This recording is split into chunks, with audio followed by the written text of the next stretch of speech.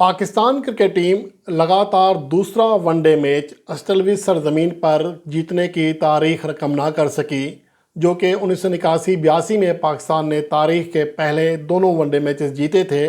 उसके बाद पाकिस्तान टीम के लिए ये एजाज़ दोबारा कम से कम गुज़श्ता 20 सालों में नहीं पा सकी वो।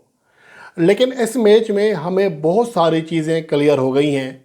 एक तो ये कि जो कप्तानी है मोहम्मद रिजवान की, वो बड़ी शानदार रही।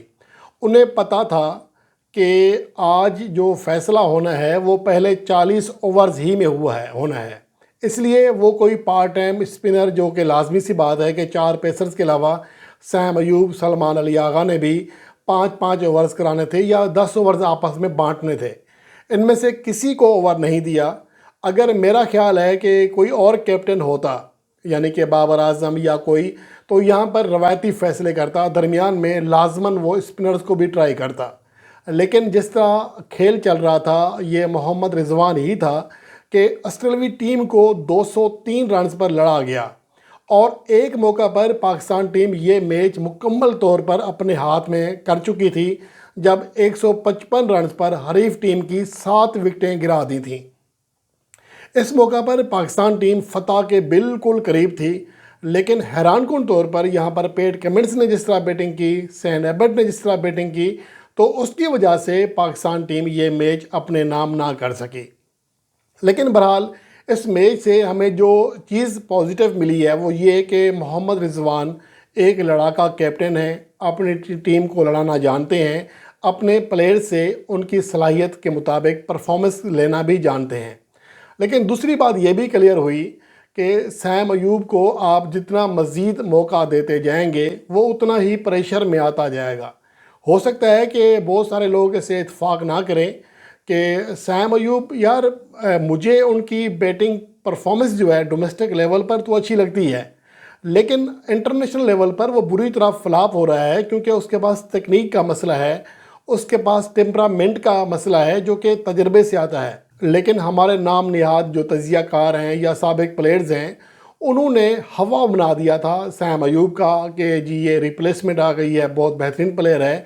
नो डाउट बहुत बेहतरीन प्लेयर है। उनकी बैटिंग देखना एक दिलकश नज़ारा होता है जब आप उसे पाकिस्तान सुपर लीग में देखते हैं या उसे आप उन मैचेस में देखते हैं जहां पर लो क्वालिटी बॉलिंग होती है। तब तो आपको सैम अयूब की जो बैटिंग है वो काफ़ी दिलकश दिखाई देती है। और शायद मुझे भी इस बात का यकीन था कि सैम अयूब जब पाकिस्तान टीम में खेलेगा तो कामयाब रहेगा। लेकिन अफ़गानिस्तान के ख़िलाफ़ जो उनकी पहली सीरीज़ थी, उसने ही वाज़े कर दिया था कि अभी सैम अयूब को बहुत वक्त दरकार है। एक इंटरनेशनल क्रिकेटर बनने में, एक मुस्तनद बैट्समैन बनने में उन्हें वक्त दरकार है। लेकिन बदकिस्मती ये है कि पाकिस्तान की टीम मैनेजमेंट ये फ़ैसला करने में या ये समझने से कासिर है, या फिर वो लोग जो उनके लिए स्पेशल कॉल करते हैं कि इसे लाजमी टीम का हिस्सा बनाया जाए। तो मेरे ख्याल में ये पाकिस्तान के लिए एक नेगेटिव पॉइंट है और ये बात भी किसी हद तक समझ आ जाना चाहिए। अब ये अलग बात है कि हमारे पास कोई ज़्यादा ऑप्शन ही नहीं है। वैसे दौरा ऑस्ट्रेलिया हमेशा पाकिस्तान के लिए ऐसे ही रहता है कि वहाँ पर कई बार पाकिस्तान के रेगुलर ओपनर फेल होते हैं। आपको शायद याद होगा कि ऑस्ट्रेलियाई कंडीशंस में इंज़मामुल हक ओपनिंग कर चुके हैं, इजाज़ अहमद ओपनिंग कर चुके हैं, और इस तरह के बहुत सारे मिडल ऑर्डर बैट्समैन मजबूरन में ओपनिंग कर चुके हैं। लेकिन ये 3 वनडे मैचेस की सीरीज़ है, सिर्फ 2 मैचेस बाकी रह गए हैं। मेरा नहीं ख्याल कि इस बार ऐसा होगा। लेकिन सैम अयूब अगर इस सीरीज़ के बाकी 2 मैचों में भी नाकाम होते हैं तो उनके ऊपर एक बहुत बड़ा लेबल लग जाएगा कि वो एक नाकाम प्लेयर हैं, जिसे T20 फॉर्मेट का स्पेशलिस्ट बैट्समैन बनाकर टीम में लाया गया था। वो अब वनडे और टेस्ट तक महदूद है, क्योंकि T20 स्क्वाड में उन्हें शामिल नहीं किया गया।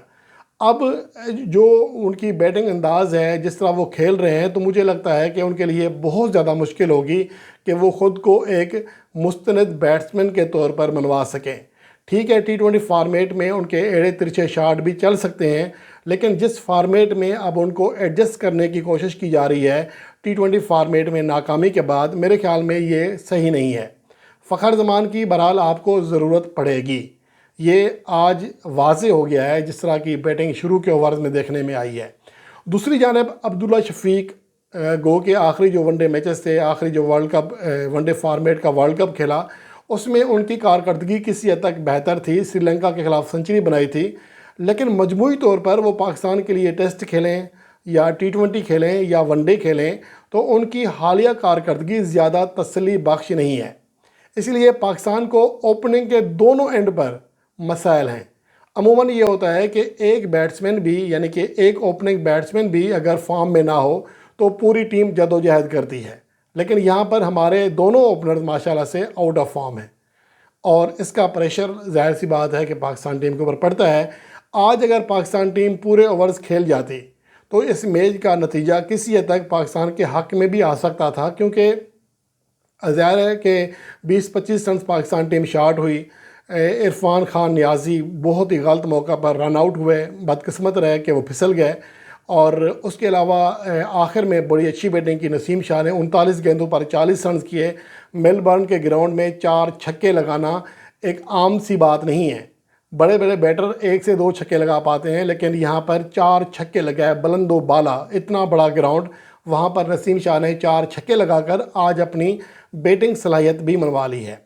دوسری جانب اگر پاکستان کے بیٹرز کی بات کریں تو بابر اعظم، جن کے اسٹرائک ریٹ کے اوپر بڑی تنقید ہوتی ہے، تو میرے خیال میں وہ پھر بھی بہتر بیٹنگ کرنے میں کامیاب رہے، کیونکہ جب پاکستان کی 2 وکٹیں گری تھیں تب وہ 9 گیندوں پر 11 رنز کر چکے تھے، گیندوں سے زیادہ رن ریٹ کے ساتھ رنز کر رہے تھے۔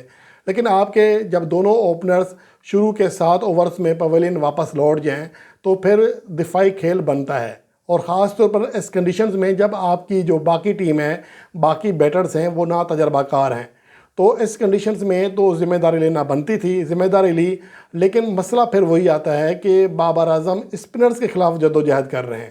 آج جیسے ہی ایڈم زمپا ہے، ایک ایسی گیند جسے کہا جا سکتا ہے کہ ایک نارمل ڈیلیوری تھی، کوئی بہت مشکل گیند نہیں تھی، لیکن بابر اعظم اس پہ بولڈ ہو گئے۔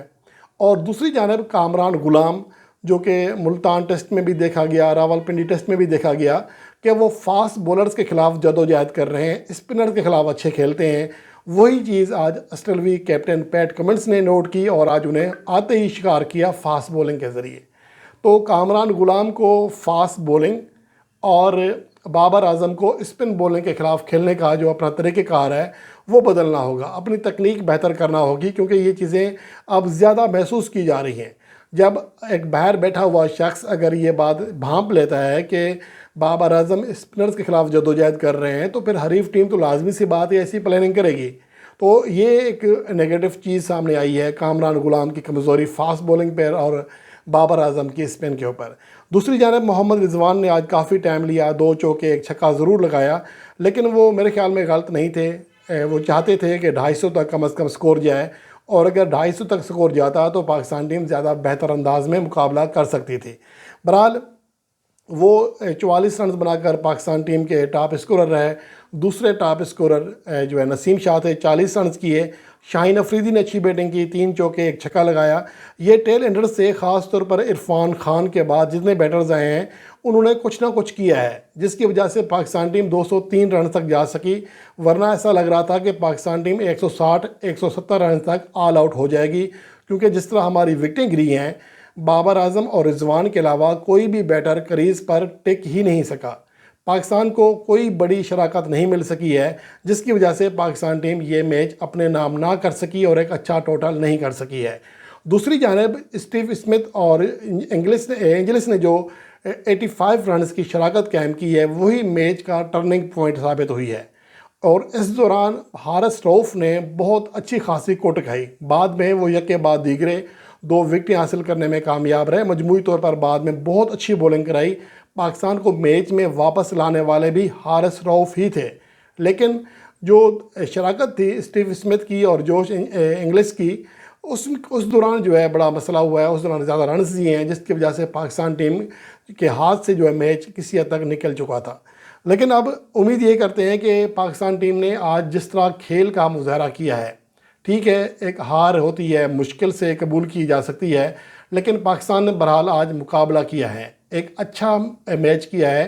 اگر پاکستان کی یہ 203 رنز ہوتے تو ایسا لگ رہا تھا کہ پاکستان ٹیم ایک یک طرفہ مقابلے کے بعد یہ میچ ہار جائے گی، لیکن ایسا نہ ہونا اس بات کی علامت ہے کہ پاکستان ٹیم کے اس اسکواڈ میں ان پلیئرز میں کرنٹ موجود ہے، اس کیپٹن کے اندر کرنٹ موجود ہے کہ وہ اپنی ٹیم کو لڑا سکتا ہے، اور امید کرتے ہیں کہ ایڈیلیڈ اور پرتھ میں کھیلے جانے والے آخری 2 ٹیسٹ میں ون ڈے میچوں میں پاکستان ٹیم زیادہ بہتر پرفارم کرنے میں کامیاب رہے گی۔